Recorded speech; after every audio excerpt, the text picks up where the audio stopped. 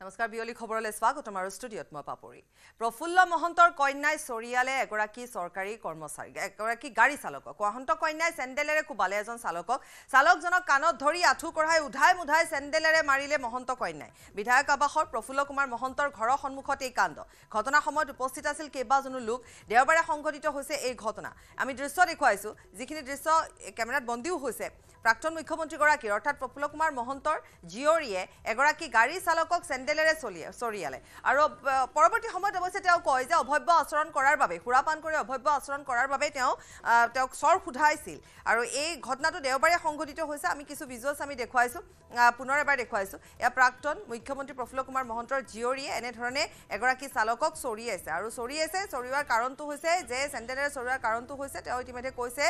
যে সুৰাপান কৰি থকাৰ বাবে তেওঁ চৰিয়াইছিল কিন্তু ঘটনাৰ সময়ত বহু কেইজন লোক তাত উপস্থিত আছে ভালকৈ যদি চোৱা যায় তাত সুৰক্ষা কৰ্মী এগৰাকী আছে অন্য লোকো উপস্থিত আছে বিধায়ক আবাসৰ সন্মুখতে এই ঘটনা সংঘটিত হৈছে এজন চালকক চৰিয়াইছে এটা কিয় চৰিয়াইছে সেয়া জানিব পৰা যাব চালকক চেণ্ডেলেৰে কুবাই আত্মপক্ষ সমৰ্থনৰো চেষ্টা কৰিছে প্ৰফুল্ল মহন্তৰ কন্যাই চালকজনৰ বিৰুদ্ধে অশালীন মন্তব্য কৰাৰো অভিযোগ সুৰাপান কৰি চালকজনে অশালীন মন্তব্য কৰাৰ অভিযোগ মহন্ত কন্যাৰ বহুদিন ধৰি চালকজনে অশালীন ব্যৱহাৰ কৰি অহাৰ অভিযোগ দেওবাৰে মদ খাই ঘৰত প্ৰৱেশ কৰি উদ্ভণ্ডালি কৰাৰ অভিযোগ আত্মৰক্ষাৰ বাবে চালকজনক আক্ৰমণ কৰা বুলি স্বীকাৰোক্তি মহন্ত কন্যাৰ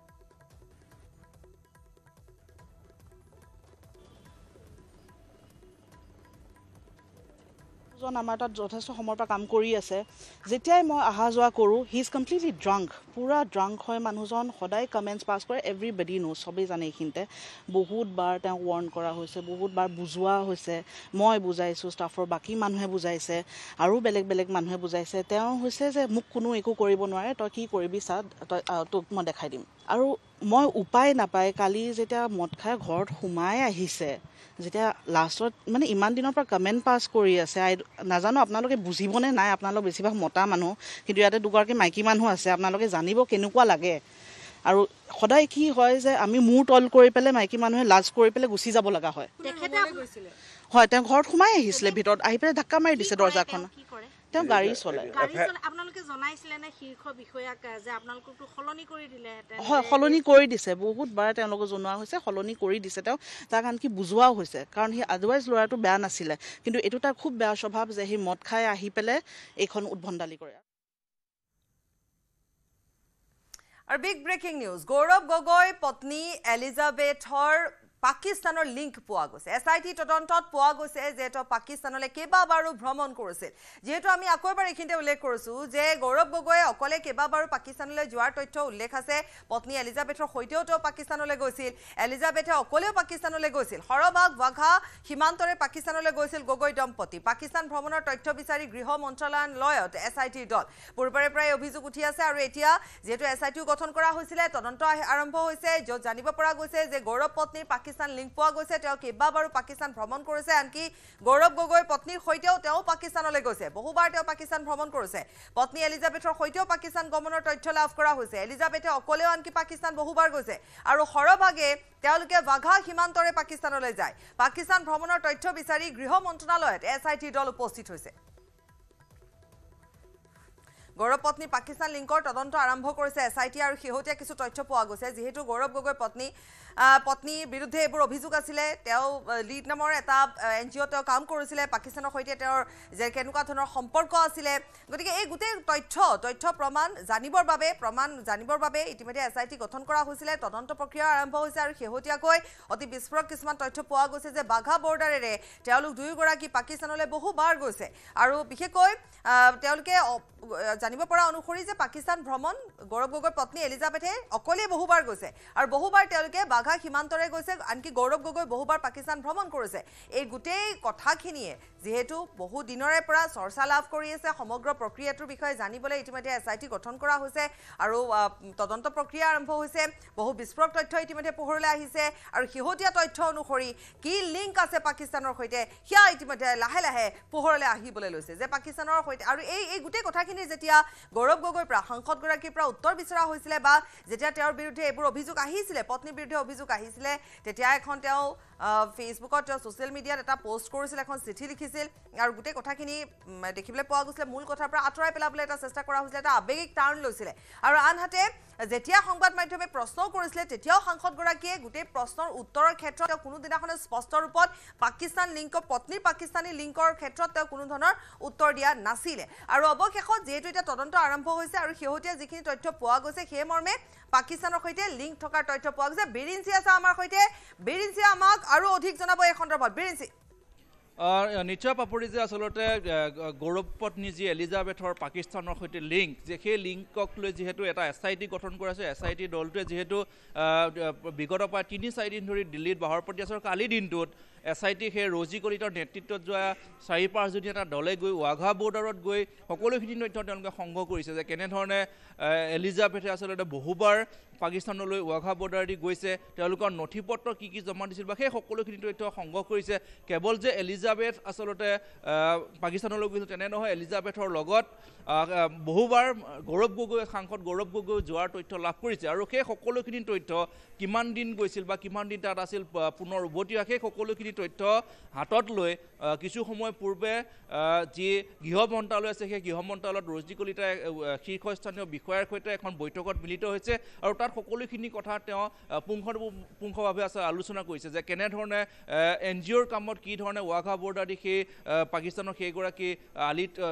তৌকিব শ্বেখ আহিছিল বা তেওঁলোক গৈছিল, সেই সকলোখিনি কথা স্পষ্টভাৱে তাত আলোচনা কৰিছে যে কি কৰিব পৰা যায়। যে প্ৰতিবেদন যিহেতু তেওঁলোকে ৰজি কলিতা উভতি আহি দিল্লীৰ পৰা উভতি আহিয়ে যিহেতু চৰকাৰৰ ওচৰত এখন প্ৰতিবেদন দাখিল কৰিব লাগিব, তেওঁ যিহেতু টেকনিকেল পাৰ্টটো সকলোখিনি চাই আছে যে কোন কোন লগত আছিল, কিমান দিন গৈ পাকিস্তানত আছিল, কি কি কামৰ কাৰণে যোৱাৰ কথা, সেই ৱাঘা বৰ্ডাৰ তেওঁলোকে যিখিনি আচলতে তথ্য জমা দিব লাগে সেই সকলোখিনি তথ্যৰ ভিত্তিত MHA যিহেতু কিছু সময় পূৰ্বে তেওঁলোকে বৈঠকত মিলিত হৈছে শীৰ্ষস্থানীয় বিষয়াৰ সৈতে। আৰু তাৰ পাছত হয়তো তেওঁলোকে যিহেতু গুৱাহাটীলৈকে ঘূৰি আহি সেই সকলোখিনি এটা প্ৰতিবেদন দাখিল কৰিব, তেতিয়া স্পষ্ট হ'ব আৰু কি কি তথ্য আছে লাভ কৰিছে। কোৱা হৈছে যে গৌৰৱ গগৈ পত্নীৰ সন্দৰ্ভত আৰু বহু তেওঁলোক যে কেৱল পাকিস্তানলৈকে যোৱাৰ তথ্যখিনি যে লাভ কৰিছে তেনে আৰু বহু বিস্ফোৰক কিছু তথ্য তেওঁলোকৰ হাতত আছে, যিখিনি তথ্য ইতিমধ্যে গৃহ মন্ত্ৰালয়ক তেওঁলোকে জমা দিছে। আৰু সেইখিনি তথ্যৰ ভিত্তিতে এখন প্ৰতিবেদন ৰাজ্য চৰকাৰৰ ওচৰত দাখিল কৰিব আৰু সেই প্ৰতিবেদনৰ ওপৰতে নিৰ্ভৰ কৰি চৰকাৰে পৰৱৰ্তী সময়ত কি কি ব্যৱস্থা আচলতে গৌৰৱ পত্নীৰ বিৰুদ্ধে হ'ব, সাংসদগৰাকীৰ বিৰুদ্ধে কেনেধৰণৰ আৰু ষ্টেপ ল'ব, কি কি তদন্ত কৰিব। যিহেতু SITত 4জনকৈ আছিল বিষয়া, গতিকে সেই 4গৰাকী বিষয়া আন 3গৰাকীয়ে কোনটো দিশত তেওঁলোকে সেই সকলোখিনি তদন্ত কৰিব তাৰো এখন তেওঁলোকে যিহেতু তালিকা প্ৰস্তুত কৰিছে। যিহেতু ৰজি কলিতাক টেকনিকেল পাৰ্টটো চাবৰ কাৰণে দায়িত্ব দিয়া হৈছে। বুজিব পাৰি যে অতি কম সময়ৰ ভিতৰত আৰু হয়তো বহুতো বিস্ফোৰক তথ্য পোহৰলৈ আহিব। মেৰেঞ্চি নিশ্চয়কৈ যিহেতু কৈছোঁ যে ৰজি কলিতাক টেকনিকেল পাৰ্টটো চাব দিয়া হৈছিল, যে তেওঁ কিমান দিন ৱাঘা বৰ্ডাৰত কি কৰিছিল, কি কি জমা দিছিল, গৌৰৱ গগৈ কেনেধৰণে তেওঁলোকত গৈছিল, তাত কিমান দিন আছে সকলোখিনি তথ্য। আন যি 3গৰাকী আছে, মুন্না প্ৰসাদ গুপ্তাৰ নেতৃত্বত থকা বাকী 3গৰাকী প্ৰণৱজ্যোতি গোস্বামী বা মৈত্ৰী ডেকা, তেওঁলোকৰ দায়িত্ব বেলেগ বেলেগ সেই তদন্তৰ প্ৰক্ৰিয়া। তেওঁলোকেও যিহেতু সমানে সেই তদন্ত প্ৰক্ৰিয়াত অংশগ্ৰহণ লৈছে, গতিকে তেওঁলোকৰ সেই প্ৰতিবেদনসমূহ কি হয় সকলোখিনি সামৰি বিস্তাৰিতভাৱে এখন প্ৰতিবেদন চৰকাৰৰ ওচৰত দিব। তাৰ পাছত স্পষ্ট হ'ব যে গৌৰৱ গগৈৰ বিৰুদ্ধে কেনেধৰণৰ এটা ব্যৱস্থা গ্ৰহণ কৰে চৰকাৰে আৰু তেওঁৰ পত্নীৰ বিৰুদ্ধেও। ধন্যবাদ বিৰিঞ্চি।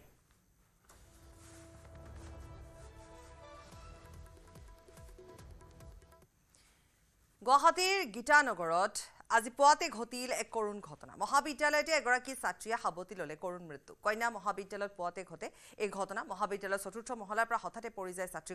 ছাত্ৰীগৰাকী কিহৰ বাবে তলত পৰিল এই পৰ্যন্ত কিন্তু ৰহস্যৰ মাজত আছে, আৱৰ্তত আছে। মুমূৰ্ষ অৱস্থাত ছাত্ৰীগৰাকীক ততাতৈয়াকৈ লৈ যোৱা হয় গুৱাহাটী চিকিৎসা মহাবিদ্যালয় হাস্পতাললৈ। চিকিৎসকে মৃত ঘোষণা কৰে ছাত্ৰীগৰাকী মহাবিদ্যালয়ৰ অৰ্থনীতি বিজ্ঞান বিভাগৰ ২য় ষান্মাসিকৰ আছিল। পুৱা মহাবিদ্যালয় গেট নুখুলোতে আহিছিল ছাত্ৰীগৰাকী। চাওক, এইটো ভিজুৱেলছটো দেখুৱাইছোঁ আমি। মহাবিদ্যালয়খনৰ কন্যা মহাবিদ্যালয়খনৰ গেটেই খোলা নাছিলে। গুৱাহাটী গীতানগৰত এই ঘটনা। তেওঁ নিজে গ্ৰিল ঠেলি তেওঁ প্ৰৱেশ কৰিছে। তাৎপৰ্যপূৰ্ণ কথা আৰু এই কথাবোৰ আচলতে এতিয়ালৈকে ৰহস্যৰ উৰ পৰা নাই। তেওঁ কেনেকুৱা ধৰণৰ এটা মানসিক স্থিতিত আছিল, তেওঁ পৰিল কেনেকৈ, সেইবোৰ ৰহস্য। আৰু যিটো সময়ত তেওঁ আহিছিলে সেই সময়ছোৱাত গেট খোলা নাই, তেওঁ নিজে সেই গ্ৰিলখন ঠেলিবলৈ চেষ্টা কৰিছে, তেওঁ প্ৰৱেশ কৰিবলৈ চেষ্টা কৰিছে আৰু অৱশেষত তেওঁক দেখিবলৈ পোৱা গৈছে তেওঁ সোমাইছে অকণমান তাত এটা গ্ৰিল দুখনৰ মাজত। তেওঁ যি ধৰণে ঠেলিছে বা যি ধৰণে প্ৰৱেশ কৰিছে, তেওঁ আহিলে কি কাৰণে ইমান সোনকালে তেওঁ মহাবিদ্যালয়লৈ কিয় আহিছিলে, কাৰণ তেতিয়া সময় হোৱা নাছিলে। আৰু অৱশেষত তেওঁ ঠেলি এই গ্ৰিলখন তেওঁ খুলিব পাৰিলে খোলাৰ পিছতে তেওঁ এয়া গীতানগৰ কৰুণ ঘটনা আমি কৈছোঁ ঘটনাটোৰ সন্দৰ্ভত যিটো ভিজুৱেল চাইছে ভিজুৱেলটো চাওক তেওঁ যিহেতু 8:33 মহাবিদ্যালয়খনত সোমাইছে আৰু তেওঁ চাবলৈ গ'লে তেওঁ ইচ্ছা কৰিলে তেওঁ মানসিক স্থিতিটো চাওক যে তেওঁ গ্ৰিলখনৰ এটা ফাল তেওঁ খুলিলে কিন্তু তাৰ পাছৰ ফালটো তেওঁ খুলিবলৈ চেষ্টা কৰিছে য'ত নেকি তেওঁ যদি ওপৰলৈ যাবইলগীয়া আছে তেতিয়া তেওঁ এফালৰ ছাইডটো হয়তো তেওঁ নুখুলিলেও হ'লহেঁতেন কিন্তু তেওঁ যে মানসিকভাৱে কিছু অস্থিৰ হৈ আছিল সেয়া তাতে বুজিব পৰা গৈছে কাৰণ তেওঁ কিছুমান নকৰিবলগা কাম কৰি আছে তেওঁ 8:33 আহিছে আহি তেওঁ নিজে প্ৰৱেশ কৰিছে নিজে খুলিছে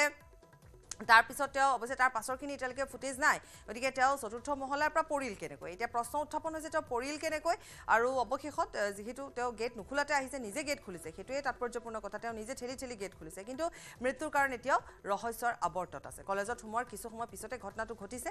কিয় সোনকালে আহিছিল মৃত্যু এই পৰ্যন্ত ৰহস্যৰ মাজত আৰু বিশেষভাৱে ৰহস্যৰ মাজত এই কথাটোৱে যে তেওঁ সোনকালে কিয় আহিছিল আৰু আহি তেওঁ যিটো আচৰণ দেখিবলৈ পোৱা গৈছে এয়া কিন্তু সঁচাকৈ স্বাভাৱিক এটা আচৰণ নাছিল আৰু তেওঁ হয়তো বহু কথা কিবা চিন্তা কৰি আছিলে আৰু লাহে লাহে তেওঁ হয়তো ওপৰলৈ গৈছিলে আৰু তাৰপিছত তেওঁ পৰি যায় এতিয়া কিয় পৰিল কেনেকৈ পৰিল সেয়া কিন্তু এতিয়াও ৰহস্যৰ আৱৰ্তত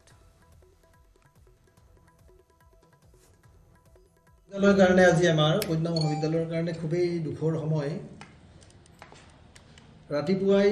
ছোৱালীজনী অকলে আহিছে আমাৰ গেট কিপাৰে গেট খুলিছে মাত্ৰ তাই মানে গেট খোলাৰ আগমুহূৰ্তৰ পৰাই তাই বাহিৰত আছে তাৰপিছত যেতিয়া সোমালে গেট খুলিলে আমাৰ দুখন গেট আপোনালোকে দেখিছে দুখন গেট প্ৰথমখন খুলিলে খুলি ছেকেণ্ডখনলৈকে তাই আনকি আমাৰ পেপাৰখিনিও বাহিৰত থাকে পেপাৰখিনিও তাই লৈ আনিছে আমাৰ ফ'ৰ্থ গেটজনীৰ লগত একেলগে দুটাই সোমাইছে সোমাই এইখন গেট খুলিলে তাৰপিছত ভিতৰত আপোনালোকে ভিডিঅ' ফুটেজখিনি পাব তাই আহি মানে এটা চিৰি গোটেইকেইটা ফ্ল'ৰত তাই হেৰি কৰিছে কৰি উঠি লাষ্ট মুমেণ্টত আমাৰ তাৰমানে আমাৰ 8:33 তেতিয়া তাই যেতিয়া সোমাইছে ইয়াতে তেতিয়া সোমাইছে আৰু সোমাই তাৰে পিছ মুহূৰ্ততে আমাৰ আৰু এজনী বাইদেউ আমাৰ senior most teacher Manju Saikia বাইদেউ আহিছে মঞ্জু শইকীয়া বাইদেউ আমাৰ পাঞ্চিঙৰ ব্যৱস্থা আছে পাঞ্চিং দিছে পাঞ্চিং দিয়া সময়ত বাইদেউ এটা শব্দ পাইছে তাৰপিছত দেখিলে যে ছোৱালী এজনী হেৰি হৈছে আৰু আমাৰ ফ'ৰ্থ গ্ৰেডৰজনী গৈ ইয়াৰ মানুহ ওচৰ চুবুৰীয়া মানুহখিনিক মাতিছে খুব জোৰ মানে চিঞৰি মাতিছে তাৰপিছত ওচৰ চুবুৰীয়া মানুহে মোক ফোন কৰিলে মই আহি পাইছোঁৱেই তাৰপিছত মই আচলতে সদায় 9টা বজাত কলেজ পাওঁ আহি এতিয়া আহি মই দেখিলোঁ আৰু ছোৱালীজনীক তেনেকুৱা অৱস্থা কি কাৰণে হৈছে বুলি গম পাইছে নেকি কি কাৰণত হৈছে আমি একো গম পোৱা নাই এতিয়ালৈকে মানুহ জমা আছে আমাৰ ওচৰ চুবুৰীয়া মানুহ জমা হৈছে কি হৈছে কোনোবা কৰিছে কিমান সময়ে ছোৱালীজনী এনেকৈ দুজনী ধৰি আছে দেখিলোঁ তাৰপিছত গাড়ী এখন আহি গাড়ীখনে উঠাই লৈ গ'ল কেইটামান বজাত 8:40-45 মান হৈছে কিজানি তাই কিন্তু আৰু ইমান একো গম পোৱা নাই কি কাৰণে কৰিলে গম পাই গম পোৱা নাই সেইবিলাক একো গম পোৱা নাই কিমান মানুহ দেখা পাইছে মানুহ আছে আমাৰ ওচৰ চুবুৰীয়া চব মানুহ ভৰ্তি হৈছে তেখেতে কিমান সময়ৰ পিছত মেডিকেললৈ নিলে মই আহি দেখা পালোঁ পুৱাতে গাড়ী আহি নিলেই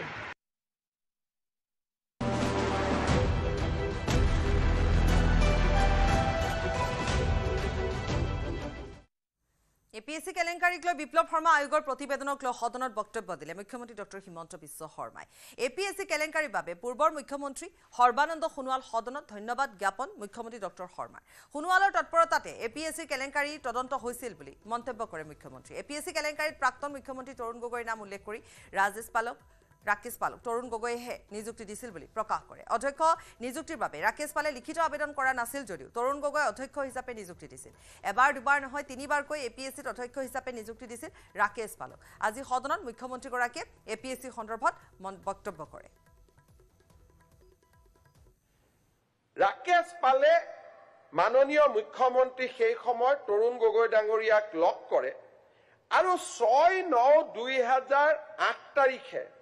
তেওঁ এপ্লিকেশন দিয়ে যে মোক লোকসেৱা আয়োগৰ মেম্বাৰ হিচাপে মোক নিযুক্তি দিয়ক আজি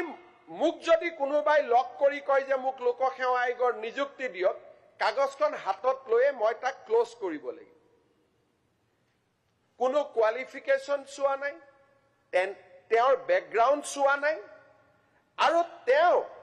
এপ্লিকেশনখনত লিখি দিলে যে I am a senior advocate of Guwahati high আৰু মাননীয় মুখ্যমন্ত্ৰী তৰুণ গগৈ ডাঙৰীয়াই কাগজখনৰ ওপৰত লিখি দিলে may be consider This is born out of records. যিখিনি নেকি কমিশনে ৰেকৰ্ডৰ কাগজত বিচাৰি পাইছে ইয়াৰ পিছত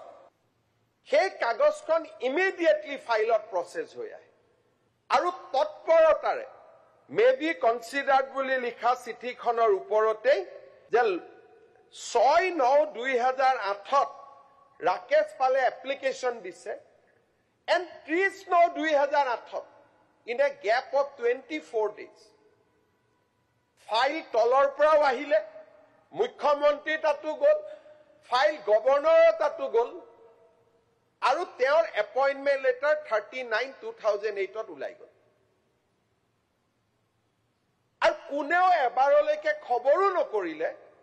যে whether Rakesh Pal is a senior advocate of Guwahati হাইকোৰ্টৰ ন পিছত ওলালে যে তেওঁ হাইকোৰ্টৰ সিনিয়ৰ এডভোকেট নহয় তেওঁ নটাৰী পাব্লিক হে আছিল তাৰমানে কংগ্ৰেছ চৰকাৰখন কেনেকৈ চলিছিল 6 তাৰিখে মই আবেদন কৰিলো মোক নিযুক্তি দিয়ক মই মে বি কনসিডাৰ্ড লিখিলো ততাতৈয়াকৈ সেই নিযুক্তি প্ৰসেস হল আৰু মানুহজনৰ নিযুক্তি হৈ গল 5 বছৰ লোকসেৱা আয়োগ চলিলে 8ৰ পৰা 5 বছৰ ধুনিয়াকৈ চলিলে তাত কি আছিল কেনেকৈ চলাইছিলে চৰকাৰৰ লগতটো ফিডবেক থাকিবই লাগে যে এজন মানুহে কেনেকৈ চলাইছে কেনেকৈ চলোৱা নাই 2013 তাৰিখে এইবাৰ ৰাকেশ পালে আবেদন কৰা নাই এইবাৰ তৰুণ গগৈ ডাঙৰীয়াই নিজে এটা নোট লিখিল মুখ্য সচিবলৈকে যে চেয়াৰমেন পদটো খালি আছে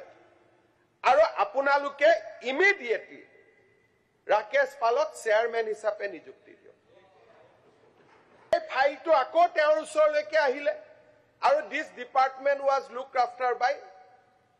x chief minister Tarun Gogoi ইয়াত কোনো কেবিনেট মন্ত্ৰী সেই সময়ত নাছিল ৰাজ্যিক মন্ত্ৰীও নাছিল দ্যাট ৱাজ হিজ ডিপাৰ্টমেন্ট তাৰ মাজত কোনো নাছিল তেখেতৰ পৰামৰ্শত ৰাকেশ পালৰ নিযুক্তি গভৰ্ণৰ ডাঙৰীয়াই কৰিলে নিযুক্তি হল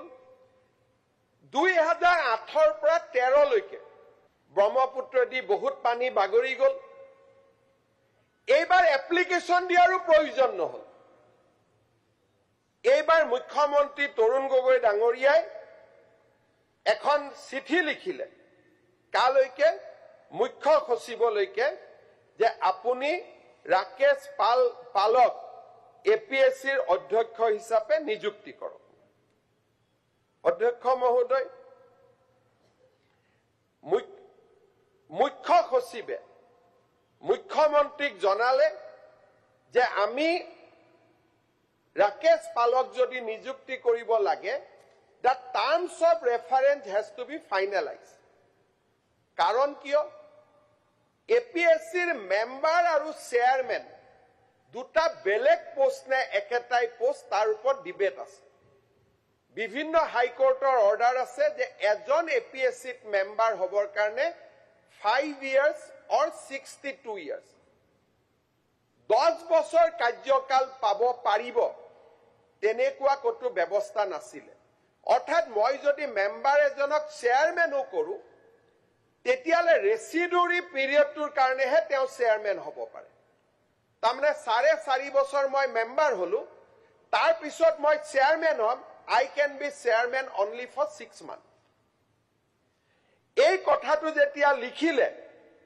তেতিয়া ফাইল চলিলে আৰু এই কথাখিনিকে মুকুল শইকীয়াই তেওঁৰ জবানবন্দীত লিখিছে যে কিছুদিন সময় লাগিলে 18 তাৰিখে এই ফাইলটো মুখ্যমন্ত্ৰী ডাঙৰীয়াৰ ওচৰত এই ঘটনাবিলাক আপ এণ্ড ডাউন হল যে কিমান দিনৰ কাৰণে দিব লাগিব 5/12/2013 তাৰিখে মুখ্যমন্ত্ৰী ডাঙৰীয়াই ফাইল ৰাজ্যপালক প্ৰেৰণ কৰে যে তেখেতক নিযুক্তি দিয়ক আৰু তেখেতক নিযুক্তি 5 তাৰিখে ফাইল পঠালে 7 তাৰিখে এপ্ৰুভেল হৈ গুচি আহিলে উইদিন 2 days তো ৰাকেশ পালৰ নিযুক্তি হল কিন্তু নিযুক্তিত এটা কথা লিখা থাকা গল যে হাউস টাইম আমি এক্সটেনশন কৰিছো terms and condition will be notified separately তাৰমানে তেতিয়ালৈকে মুখ্য সচিবে নিজৰ পজিশনটো ধৰি আছে যে ৰাকেশ পাল ৰেসিডিউৰি পিৰিয়ডটোৰ কাৰণেহে হ'ব পাৰিব 5/12/2013 তাৰিখে তেখেতৰ নিযুক্তি হল তাৰ পিছত 8/9/2014 তাৰিখে আকৌ এখন চৰকাৰে নটিফিকেশন উলিয়াই দিলে যে ৰাকেশ পালৰ কাৰণে কোনো হুকিয়াকৈ কন্ডিশন সাৰ্ভিস কন্ডিশন নহব তেওঁ another 5 years লাভ কৰিব লুক এট দ্য ম্যানিপুলেশন প্ৰথম তেওঁক নিযুক্তি দিয়া হল এজ এ সিনিয়র এডভোকেট কিন্তু তেওঁ আসলতে সিদিনাখন সিনিয়র এডভোকেট নাছিলে তেওঁ 30/9/2008 ফার্স্ট নিযুক্তি পালে সেকেন্ড নিযুক্তি দিবৰ কাৰণে 18/10/2013 ফাইল দিয়া গল তাৰ পিছত 18/11 মুখ্য সচিবে আপত্তি কৰিলে যে তেওঁ 5 বছৰ কাৰণে হ'ব নোৱাৰে তেওঁৰ কন্ডিশন বেলেগ কৰি দিব লাগিব প্ৰথম অৱস্থাত মুখ্যমন্ত্ৰীয়ে মানি ললে যে তেওঁৰ কন্ডিশন হুকিয়া কৈ দিম এতিয়া খালি চেয়াৰম্যান কৰি দিও এখেতক চেয়াৰম্যান কৰি দিয়া গল আৰু সাবসিকুয়েন্টলি 8/9/2014 সনত তেওঁৰ নিযুক্তিত থকা গুটেই কন্ডিশন খেনি বা যি কন্ডিশন প্ৰেসক্ৰাইব কৰিব লাগিছিল একো প্ৰেসক্ৰাইব নকৰি সিম্পলি কৈ দিলে যে তেওঁ 5 বছৰ অথবা 62 বছৰ তামনে টোটাল টেনিউৰ হি গট 10 years এইটোৱে আটাইতকৈ কেলেংকাৰী কোনে কৰিছিল কোট গৈছিলে ইমানটো যোৱাৰ আগতে প্ৰথম গুটেই নীতি নিয়ম প্ৰথম নিযুক্তি ভুল আছিল ঠিক আছে আমি মানি ললো যে প্ৰথম নিযুক্তিটো তেওঁ এপ্লিকেশন এখন দিলে মই নিযুক্তি দি দিলো কিন্তু 2008 পৰা 2014 চনলৈকে সিস্টেমটোৱে সেই ব্যক্তিজনক সহায় কৰি গৈয়ে থাকিল গৌৰৱ গগৈ বিয়াত ৰাকেশ পালে দিছিল 3 লাখ টকাৰ উপহাৰ বিপ্লৱ শৰ্মাৰ প্ৰতিবেদনত উল্লেখ উপহাৰ দিয়াৰ কথা 20 দিন পিছতো গৌৰৱ গগৈ এই সন্দৰ্ভত স্পষ্টীকৰণ দিয়া নাই অখিল গগৈহে গৌৰৱক সুৰক্ষা দিয়াৰ চেষ্টা কৰি আছে বুলি সদনত মন্তব্য কৰে মুখ্যমন্ত্ৰীয়ে যে আজিলৈকে এই বিপ্লৱ শৰ্মা কমিটিৰ তদন্ত ওলোৱাৰ আজিলৈকে 20 দিন হৈ গল মাননীয় সংসদ গৰাকীয়ে এতিয়ালৈকে টুইটাৰ ফেসবুকত লিখা নাই যে ঘটনাটো অসত্য অখিল গগৈ ডাঙৰীয়াই তেওঁক ডিফেন্ড কৰাৰ বাবে চেষ্টা কৰিছে কিন্তু তেওঁ নিজে তাৰমানে সিস্টেমটোৰ প্ৰতি কিমান অবজ্ঞা যে কোন বিপ্লৱ শৰ্মা কি লোকসেৱা আইন আমাৰ ওপৰত যদি লিখিছে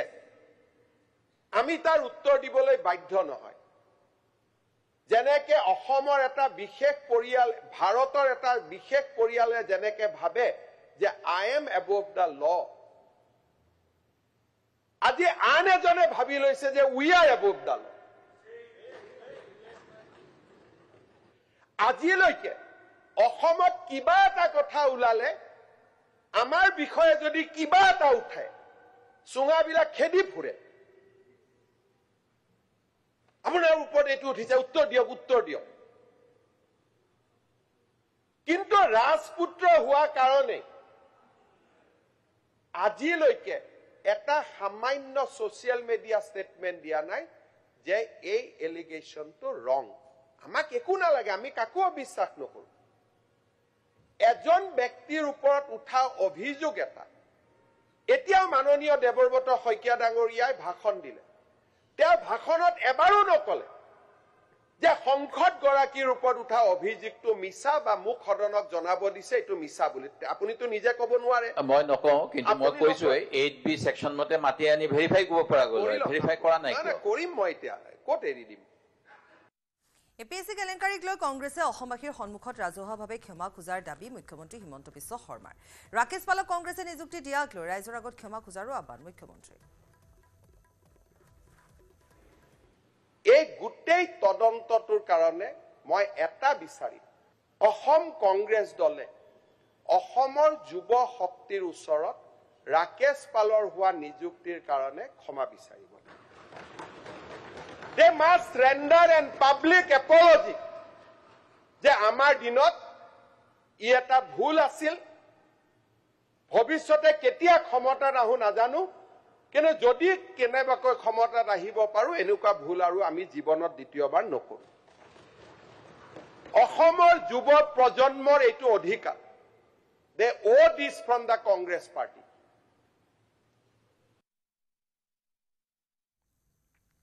এপিএসসি দোষী শাস্তি দিয়াৰ দায়িত্ব ন্যায়পালিকাৰ আৰু এই দায়িত্ব অকল কাৰ্যপালিকাৰে নহয় এপিএসসি কেলেংকাৰীক লৈ সদনত মন্তব্য মুখ্যমন্ত্ৰী মোৰ কথাটো হ'ল যে মাননীয় অধ্যক্ষ মহোদয় এপিএসসিৰ দুৰ্নীতিত লিপ্তসকলক শাস্তি দিয়া দায়িত্ব অকল বিধানসভা আৰু কাৰ্যপালিকাৰ নহয় it is also a responsibility cast upon the judiciary আৰু মই ভাবো যে এই দায়িত্বটো আমি তিনিটা সদনে কাৰ্যপালিকা ন্যায়পালিকা বিধানমণ্ডল আমি তিনিটাই আলোচনা কৰিব লাগে সেইকাৰণে মই আকৌ এবাৰ সদনক আশ্বাস দিছো যে একশ্যন টেকেন ৰিপৰ্টটো আনিম